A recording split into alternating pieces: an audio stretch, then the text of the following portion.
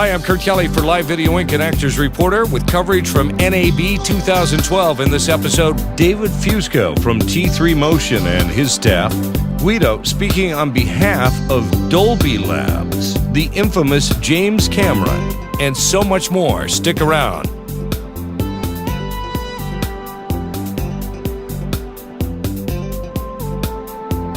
I'm Dennis Fortin, the NAB Executive Vice President of Communications. I'm happy to be here with Kurt Kelly and Actors Reporters, the online service that I never miss. Welcome to NAB 2012, live from Las Vegas. From Las Vegas, it's NAB 2012.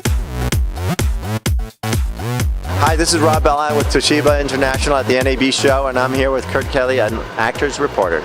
Kurt Kelly, Actors Reporter, with the distinct pleasure of being with Rebecca, not of Sunnybrook Farms, but Adewale, who is from London? Yes, I am from London. I work for a PR agency called Red Lorry, Yellow Lorry. A bit of a tongue twister name, but that's what makes us unique.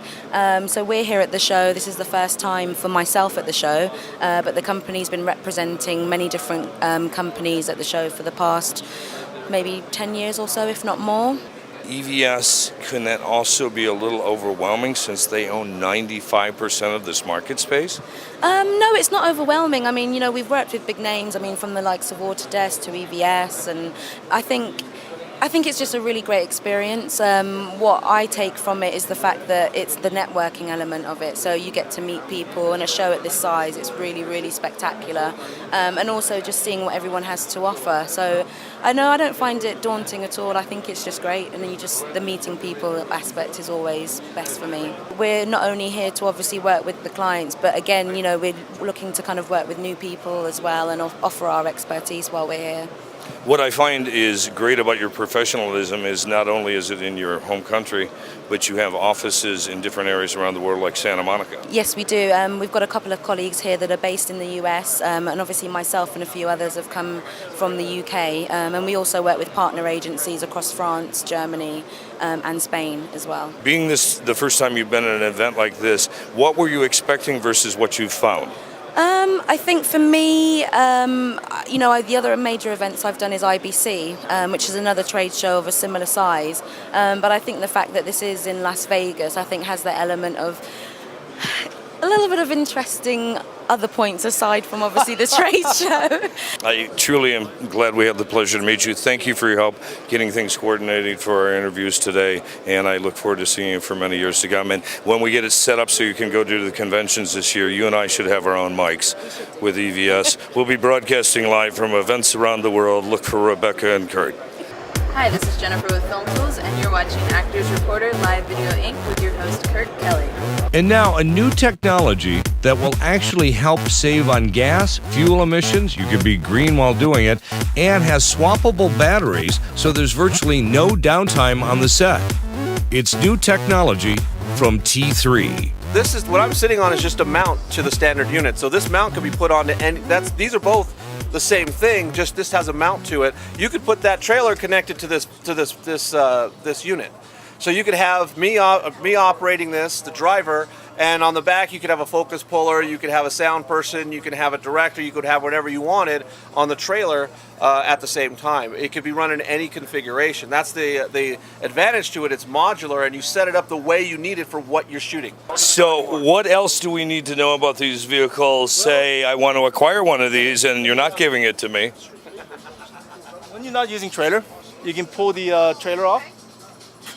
Oh, that's easy. Now you got a vehicle you can use for running errand. And what do we imagine? Let me give you a little demo. And you can put your shopping cart on the front. Yeah. So how did you two meet? Actually, because I own a production company, and I do a motorcycle show, and he was showing these at the Long Beach International Motorcycle Show. And I was running around with my Steadicam guy, who at that point had been running around with his Steadicam for an hour and a half, was sweating bullets, about to pass out. We walked up and saw these and said, hey, you know what we could do with those?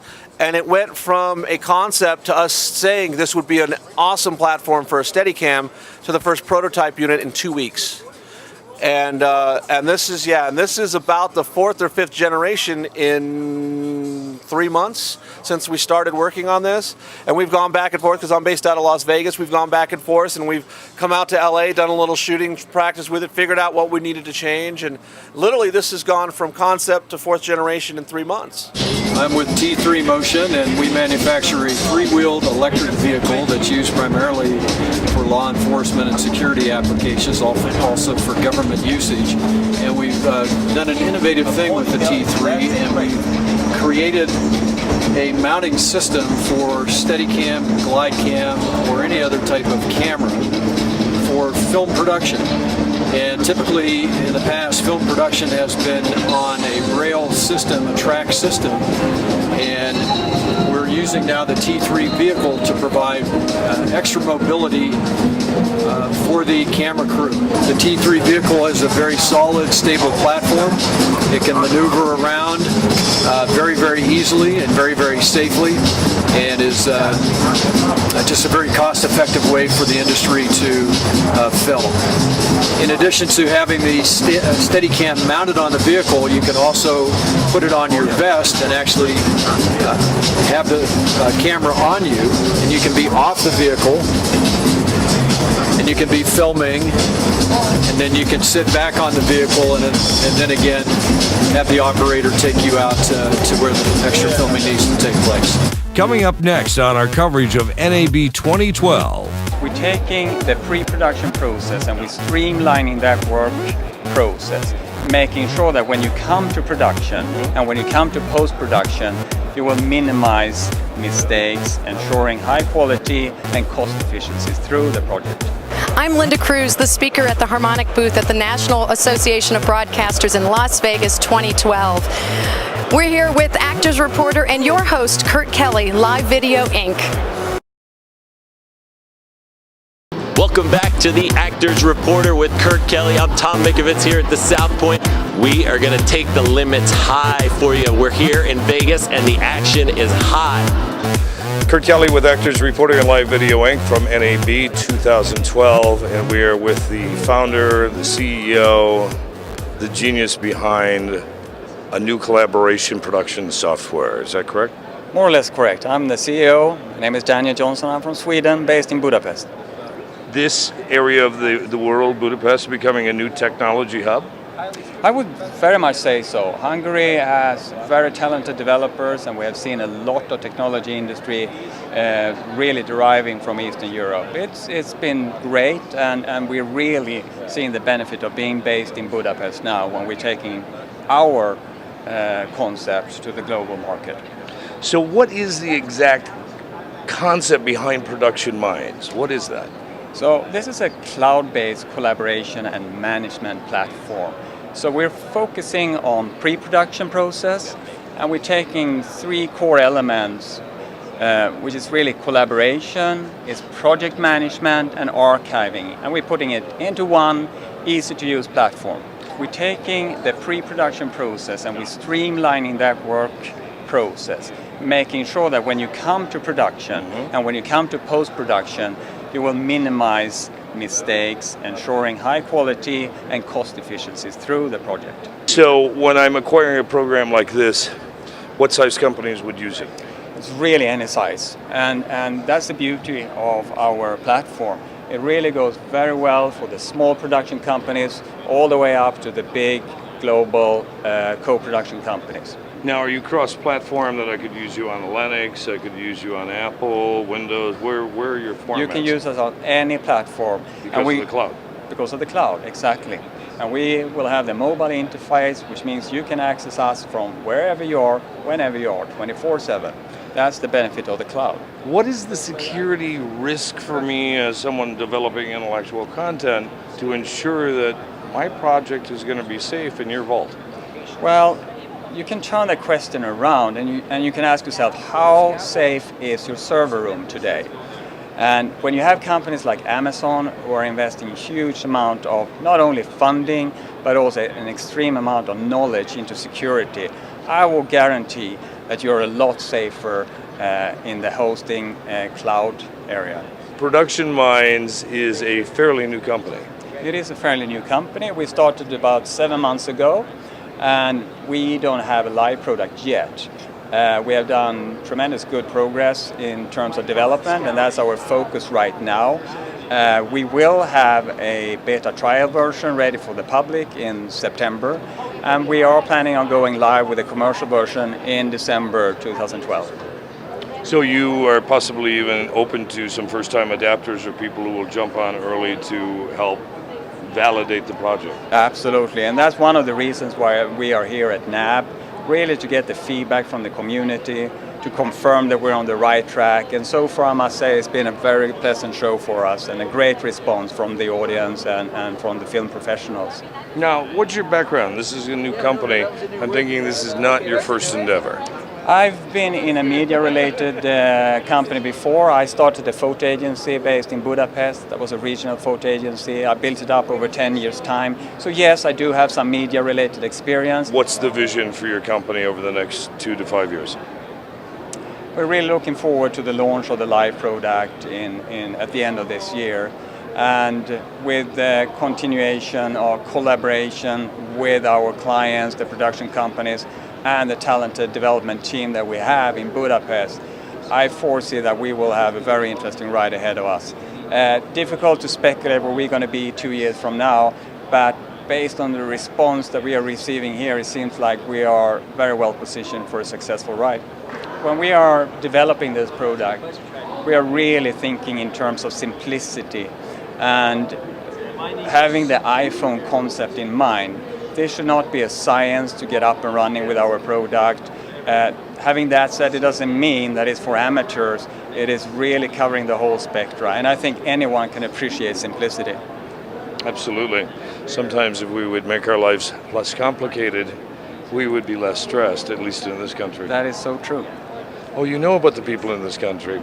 I wish you huge success with this and hope to see you at many more of these shows. Thank you so much. Great being here. Coming up, James Cameron talking about his new pioneering technology and how to make money in the 5D arena. In just a few moments, we'll be back with more. Stick around.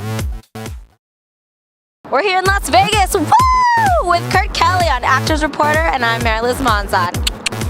Kurt Kelly with Actors Reporter and Live Video Inc. We have the distinguished pleasure to be with Guido, who is a project leader at Dolby Labs. That's right. Good afternoon. Good afternoon. And you have, in cooperation with Philips, am I saying that correctly? A unique technology, which was one of the things I was talking about throughout the event with some other people, where I can now watch Dolby Philips television in 3D without 3D glasses. Yeah, that's right. This is technology to provide the images for new displays like the one that we're showcasing here at NAB, where you can enjoy 3D on your couch with no glasses.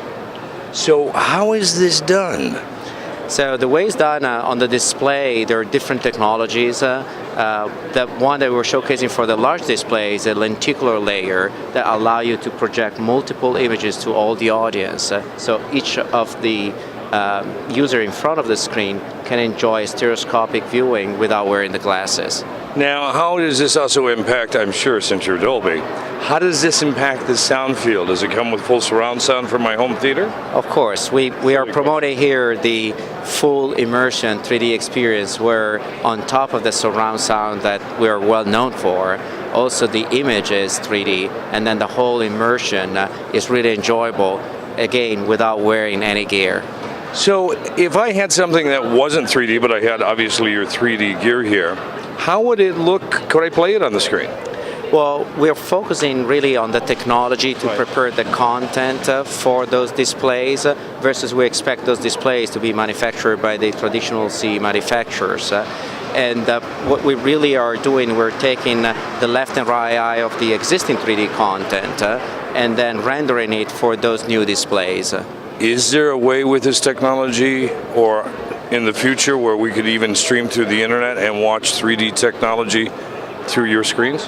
Absolutely. The screens will not be provided by us, but definitely this technology will allow people to download, stream, or broadcast the signal, so that for the user that can enjoy an autostereoscopic display, they will enjoy the content directly from either the same or the new providers. So some companies like Dimenco, the company that we're showcasing here, is already selling a 23-inch monitor, the multi-view, that is capable of autostereoscopic today.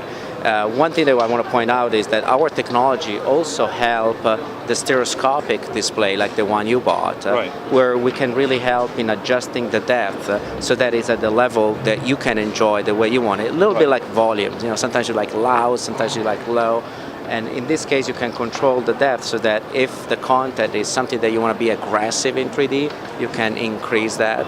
Or if it's something that you really, like it a little bit more light, then you can decrease the depth of the content.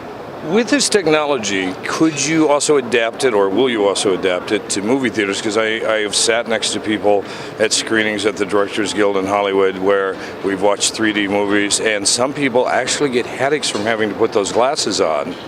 And if it was available with this technology, there's no need for the headache or the glasses. Now, I'm personally not aware of autostereoscopic for cinema yet, although here they were showcasing a large display with the autostereoscopic. In general, our focus is the technology to deliver the content. We have not developed any prototype for cinema, but it will be interesting to see if somebody can do that. If you do, could you and I split the idea of residual just a thought? Yeah, it's business. Here we go. We're in business now. Yeah. As you gaze into the 3D crystal ball of Dolby Philips, what's on the horizon? Well, the horizon is really a mixed world where mobile devices will be autostereoscopic. Some of the TV will be still stereoscopic. The cinema will stay stereoscopic. But as you evolve, you will see more and more quality for autostereoscopic in a way that before was unseen. At this show, we had so many demos and so many people really looking at this autostereoscopic and really telling us that this is a game changer. It truly is. When I first came on the floor, out of all the things around, and there's a lot of eye sensations here, this is the one that I immediately locked in and said, I want one of those. As you move forward with your company, are we going to see something beyond this in the near future? I think so. I think that there is a lot of room for improvement on the quality side. In particular, as the resolution of display increase, the quality of the number of images that can be displayed also increase. And so the application or the user cases in terms of environment will allow to see autostereoscopic also on wearable devices or in situation like your car and so on. So you will enjoy the map in 3D just because you can see it in situation that before was impossible due to the glasses. Is 4D next? 4D, 5D, 6D. How many Ds would you like? Thank you so very much for your time, Guido. Thank you. I'm Kurt Kelly. We are at the Dolby booth. Thank you. And with Philips and Dolby, and we'll be back with more in a moment. Kurt Kelly from Live Video Inc. and Actors Reporter, producer, director, and innovator James Cameron, talking about his new technologies with his company Cameron Pace Group, which has a new 5D technologies. Talking to Ken right before the show, and he reminded me that the transition from standard def to HD took place over at least a 12-year period, and we're going through a different but very similar transition right now, in the transition from 2D to 3D, where we're ahead of the curve in movies relative to broadcast. But we're dealing with the same transition now, the growing pains, the questions, the uncertainty, the doubts, the naysayers, the scoffers, and the success stories. Because we have triumph after triumph, as we're out there actually as practitioners of this new art. 35 cameras at the Winter X Games. 35 cameras. Last year we stood up here and we essentially said to this audience, if you're going to shoot a football game, how many cameras are you supposed to have there? 12, 14? Why are you trying to do it with 3 in 3D? You know, you're giving with one hand, saying, hey, it's a better experience, and taking away with the other. Yeah, but you don't have the good camera positions because it's a kind of production that's like a bag on the side of the mainstream traditional 2D production. So we said, you know where it's all going to go? It's all going to go to a merged and integrated production. There's not going to be a separate 3D production and 2D production. Well, guess where we are? Somebody coined the name 5D. We didn't do it, but we'd already been doing 5D. We'd already been philosophically moving toward 5D. And so now the industry has gravitated toward the concept of 5D, of integrated 2D, 3D production. And that's exactly what we were proselytizing last year. You know, it'll be a larger flow of content that encourages them to proceed aggressively to the next big milestone, being glassesless display.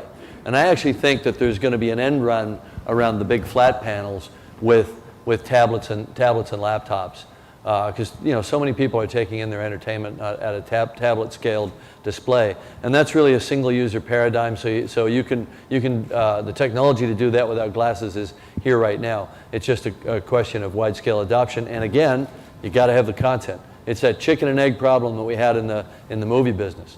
Hi, I'm Allison Williams, here with BEA 2012, representing Kennedy King College from Chicago, Illinois, and you're watching Actors Reporter, Live Video Inc. with your host, Kurt Kelly. Coming up on a future episode of NAB 2012, Ben Silverman on HBO Game of Thrones premiere and Xbox deal during Disruptive Media's conference from NAB 2012. We have continuing coverage of NAB 2012 coming up soon. I'm Kurt Kelly from Live Video Inc. and Actors Reporter. Thanks for joining us.